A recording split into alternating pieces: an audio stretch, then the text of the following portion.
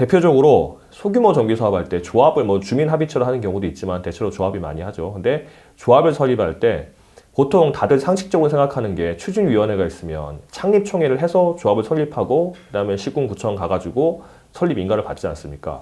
그런데 이 소규모 주택법에는 그게 없어요. 창립총회 규정이 없었습니다. 그래서 그냥 인가율, 그러니까 이제 80%, 주민 80%, 그다음 면적 3분의 2 한 다음에 바로 그냥 동의서 받은 다음에 바로 구청 가가지고 설립인가를 받는 경우들이 있었어요. 그래서 문제가 많았죠. 왜냐하면 이제 그 반대하는 주민들이 이거 창립총회도 안 해서 조합도 설립도 안 됐는데 무슨 인가냐 막 그랬었거든요. 그래서 그걸 명확하게 하기 위해서 이제 창립총회를 한다. 그러니까 조합 설립 동의율을 맞춘 다음에 창립총회를 개최할 수 있다라는 법조항이 하나가 들어갔고요.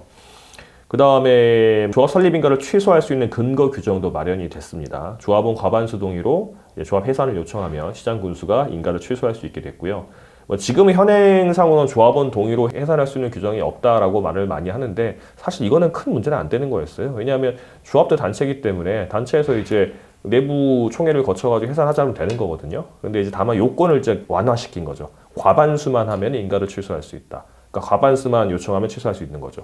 보통 해산을 할 때 이제 해산은 3분의 2 정도 이제 제적 3분의 2 동의를 받아야지 어떤 단체가 이제 해산되는 걸로 규약을 많이 만들거든요. 근데 그렇게 하지 않아도 과반수만 동의하면 시군구청장이 받고 이거 해야 되겠다면 인가 취소할 수 있는 그런 게 나왔고요. 그다음에 일몰제 규정도 있습니다. 근데 사실 이거는 제가 볼 때 이 규정은 크게 필요는 없는 것 같은데 워낙 지금 소규모 주택 사업이 활성화돼 가지고 일몰제까지 적용되지 않을 것 같지만 어쨌든 규정을 만들었습니다. 일몰제가 뭐냐면 조합만 만들어 놓고 뭐 진행되지도 않고 있는 상황이라면 그냥 어떤 일정 규정만 되면 인가 취소가 될 수 있는 그런 규정을 만든 거예요. 그래서 시장군수는 조합 설립 인가하고 2년 이내에 건축심의 또는 통합심의를 신청하지 않으면 인가 취소할 수 있고 조합 설립 인가 후에 4년 이내에 사업시행 계획 인가를 신청하지 않으면 취소할 수 있고요. 또 이전 고시가 있은 날로부터 1년이 되는 날까지 청산 절차도 이행하지 않는 경우에 취소할 수 있다 이렇게 되는데 이게 제일 마지막 게 좀 의미가 있는 것 같아요.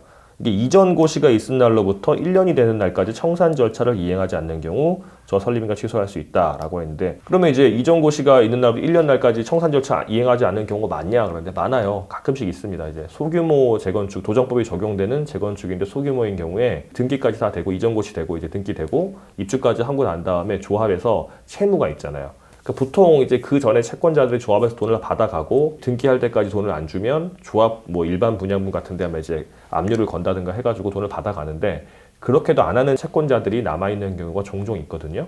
근데 조합원들 입장에서는 난 줄 돈 받을 돈 다 끝나고 등기까지 하고 입주했고 심지어 다른 사람한테 팔고 이런 경우도 있었는데 채권자는 돈을 못 받고 있잖아요. 그럼 조합한테 돈 주라고 하면 조합이 우리가 총회를 해야지 돈을 주지 총회를 못했다. 당신한테 얼마를 줄 줄 알지 총회를 못했다. 그럼 하세요. 그러니까 이거 다들 사람들 다 들어가서 이사 가고 뭐 해가지고 총회도 못한다. 그러면 이제 이 채권자는 조합원들한테 돈 주세요 소송을 하는데 그게 받아들여지지 않는 경우가 꽤 많았죠. 왜냐하면 이 채권의 채무자는 조합인데 조합원은 아니거든요. 그러니까 조합원들이 의사를 결정해서 총회를 통해서 의사를 결정해서 돈을 주자라고 하면 조합이 주는 건데 그러니까 조합한테만 받을 권리가 있는 거지 조합한테는 받을 권리가 없다고 했었거든요.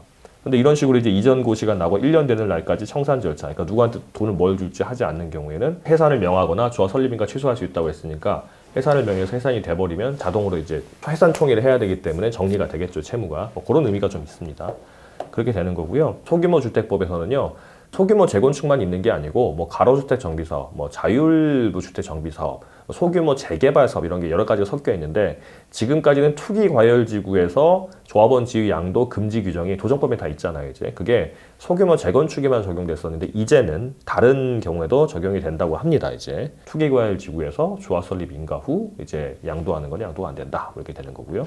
그게 가로주택 정비사업과 소규모 재개발 사업이 추가가 됐습니다. 그 다음 뭐 소규모 주택 정비사업에서 시공자, 정비업체 선정 기준 마련. 지금까지는 일반적으로 그냥 총회에서 결정하는 방법으로 할 수 있다고 했는데 일정 규모 이하에는 그냥 수의계획할 수 있겠었거든요. 그러니까 비리가 엄청 많았는데 그것도 다 전부 다 똑같이 규모 상관없이 총회를 열어가지고 이제 하게 돼 있다. 이렇게 돼 있고 다만 그 기준을 이제 국토교통부 고시로 할 텐데 지금 도시정비법, 도정법상으로는 정비사업 계약 업무 처리 기준 해가지고 시공자 어떻게 선정해야 된다 쭉 나온 게 있거든요. 그게 아마 준에서 마련이 될 거다라고 합니다. 그다음 마지막으로 소규모 주택법상으로 보면 이제 사업자, 사업 시행자 지정 시 사업 시행자가 뭐 공공개발이 될 수도 있고 뭐 신탁업자 등 지정개발자가 될 수도 있고 아니면 조합이 될 수 있는데 그런 사업 시행자를 지정할 때 14일 이상 주민 공람 및 의견 수렴을 의무화하도록 했습니다. 지금까지는 이제 도정법 같은 데 당연히 이렇게 했었었는데 뭐 정비 계획을 만들든 정비 구역 지정을 하든 뭐 조합을 설립하든 이거 다 이제 미리 공고도 하고 주민들 공청회다 이렇게 하게 돼 있었는데 이 소규모 주택법상은 그런 게 없었어요. 그냥 뭐 조합 설립 요건 맞춰가지고 아까 제가 말씀드린 것처럼 창립총회도 안 해도 됐잖아요. 창립총회도 안 하고 그냥 바로 인가받고 이랬었는데 이제는 이제 사업 시행자 지정 시 14일 이상 다 주민들한테 공람하고 의견 수렴하게 돼 있었습니다. 이게 왜 문제가 되냐면 지금도 저희가 사건 많이 하고 있는데 가로주택 정비사업 같은 경우는 자기들이 수익이 나려면 길 안쪽에 있는 주거지역과 이 대로변에 있는 상가를 같이 묶어서 개발을 해야 돼요. 그러니까 이 안쪽에 있는 주거지역 사람들 상가까지 무조건 끌어들이려고 합니다.